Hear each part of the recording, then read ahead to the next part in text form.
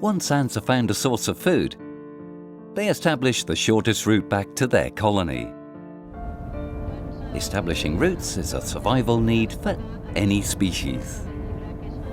And our species, by building its paths and roads, has changed not only the landscape, but the way we live. Because if you had passed this way over 200 years ago, you wouldn't have done it as quickly or as confidently.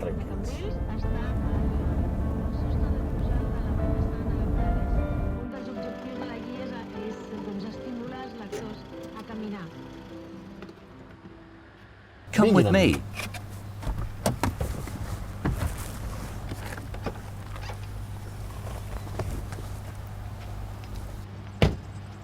When our great-great-grandparents had to go on foot or by mule, crossing a pass was rather more of an obstacle than it is now.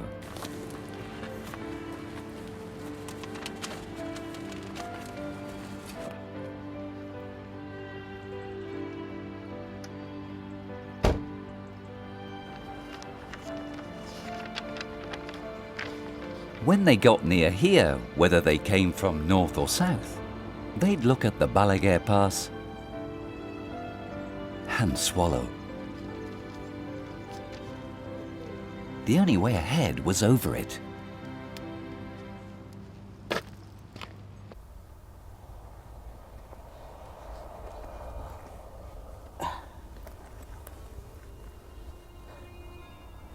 The thing is, it wasn't such a nice place as it is now. The pass was frightening. When travelers had to cross it, they took a deep breath and crossed themselves. Listen to what they said. 1,000 times did I hear in Castile that the Balaguer Pass was to be feared, whether because it is close to the sea and Moorish pirates from Algiers spring from the coves and creeks where they all have ships hidden, or because, unfortunately, there is never a lack of bandits.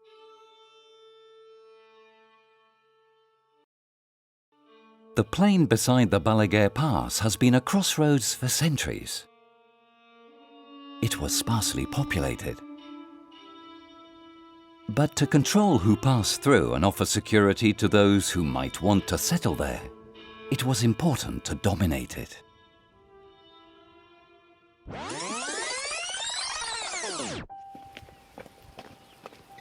Even though I may be getting ahead of myself.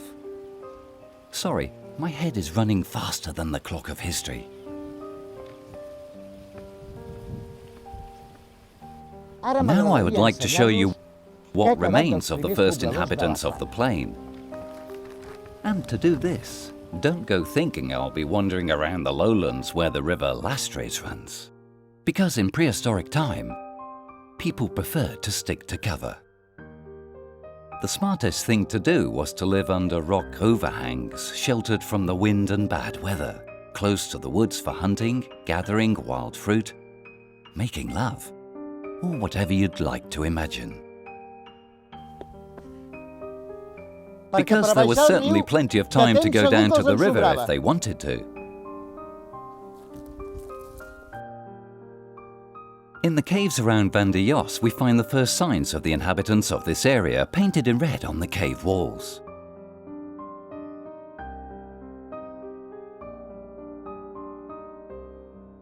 Centuries later, the Iberians in this region showed a fondness for places with good visibility, where they could defend themselves and, at the same time, control the trading routes on both land and river. That's why we find traces of them in Tavisa and La Serra d'Almos.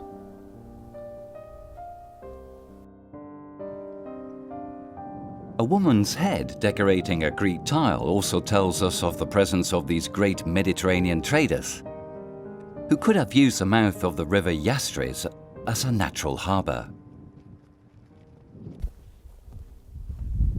It appeers that the spot where the modern town of L'Hospitalet stands was a crossroads of land and sea routes established by the Greeks and the Iberians in the region. All the signs are that this area was in demand.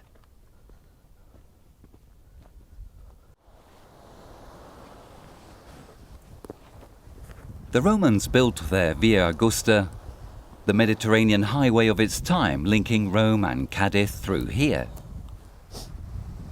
Right by the road at L'Hospitalet dell'Infant, and a day's journey from Tarraco, Strabo mentions the Mansio Oleastrum. It was a place to stop for the night, rest and get your strength back.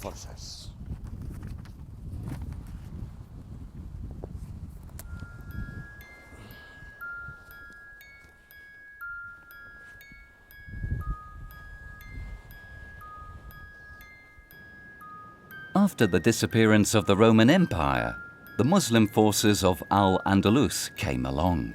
For 400 years they controlled this broad uninhabited frontier strip as part of the territory ruled from the fortress of Siurana.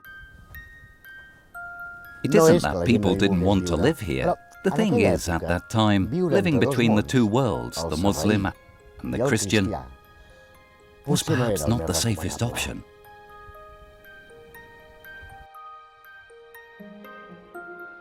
Before going up to the Balaguer Pass, the Muslims had a way station. You could shoe your horses and have something to eat before travelling on. If you were to be attacked, you might as well be well fed.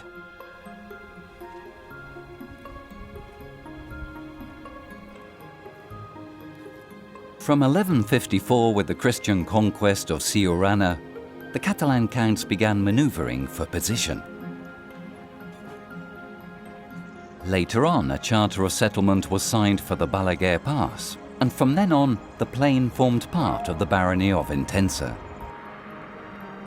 In 1324, King James II created the county of the Prades Mountains, and the Catalan nobility had to prove that they were prepared to do something to improve security there.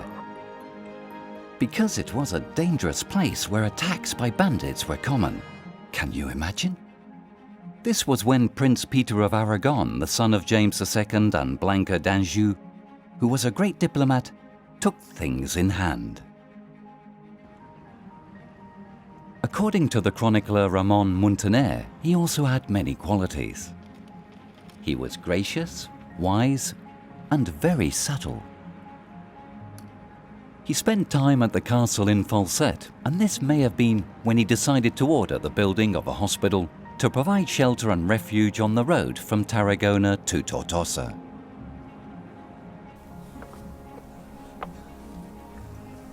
But of course, hospitals in the 14th century had to be protected, especially in a place as strategic as this. Havien d'estar protegits.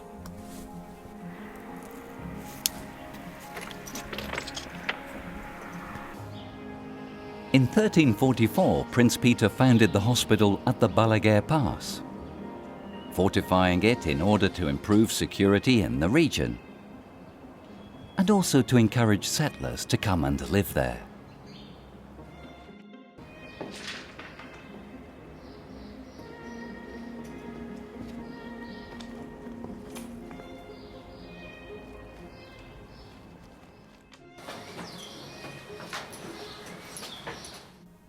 It complemented the one built by Peter I at Alfama, and that built by his mother Blanca d'Anjou at La Font del Perelló.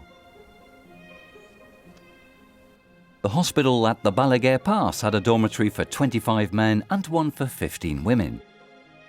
The beds were not for sick people, but for clergymen, merchants and travellers who, if they were poor, were entitled to bread and wine as well as a bed.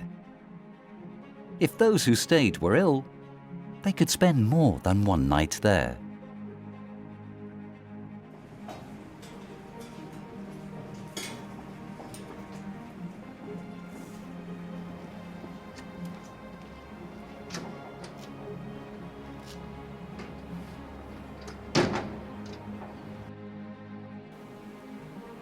Prince Peter signed over the land and water between the stream of Vaidelos, the Balaguer Pass, the river Uastris, and the sea to the hospital.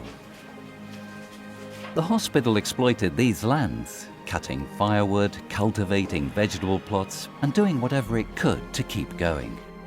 Like this, 2 hospitals were established on each side of the pass for travellers to find shelter.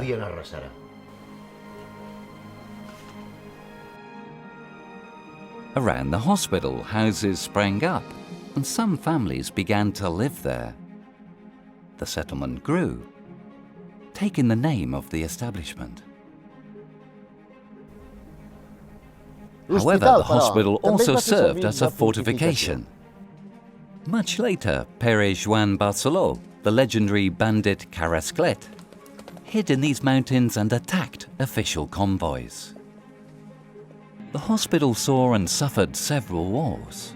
The Catalan Revolt in the 17th century, the War of the Spanish Succession in the 18th, and the Napoleonic Wars at the beginning of the 19th. Napoleon's troops came close to destroying the hospital during their retreat.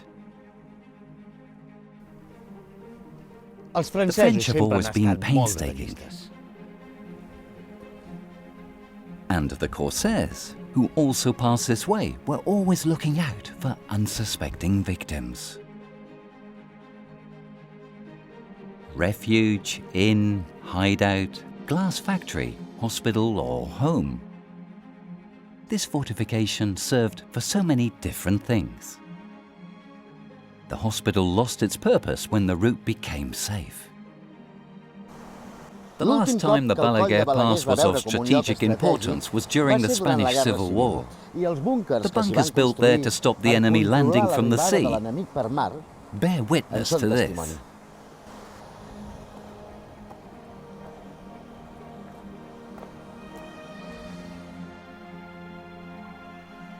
The world had changed, and technological progress plus alternative routes, like new roads, meant that the Balaguer Pass ceased to be a barrier and became the landscape we see today. A spot packed with history that you can still come across on your way home if you want to.